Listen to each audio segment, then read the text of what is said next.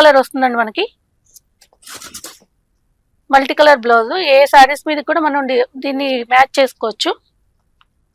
ఇది కూడా అంతే అండి, బాతిక్ బాతిక్ ప్రింట్స్ వస్తుంది. దీనిపైన మనకి ప్యాచ్ వర్క్ వచ్చి ఇట్లా అమ్మాయి బొమ్మ వస్తుంది, బాగుంటుంది. నెక్స్ట్ మనకి ఇది పెయింటింగ్ అండి, పెయింటింగ్ బ్లౌజ్. నెక్స్ట్ హకోబా. హకోబాలో కూడా చాలా కలర్స్, చాలా డిజైన్స్ అవైలబుల్ ఉంటాయండి మన దగ్గర.